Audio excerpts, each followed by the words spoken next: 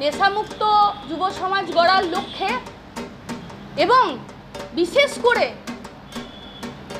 নরেন্দ্র মোদীজির যে 17ই সেপ্টেম্বর জন্মদিবস বা জন্মদিন পেরিয়েছে এবং সেই উপলক্ষে যে সেবা পক্ষকাল চলছে, সেই সেবা পক্ষকালকে সামনে রেখে নেশামুক্ত ভারত গড়ার লক্ষ্যে একটি বিশেষ ম্যারাথন দৌড় প্রতিযোগিতা রাখা হয়েছে আসানসোল যুব সমাজের ডাকে।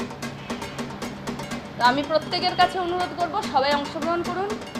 নমস্কার, শম্পা রায়, আসানসোল সাংগঠনিক জেলার সভাপতি, ভারতীয় জনতা পার্টি।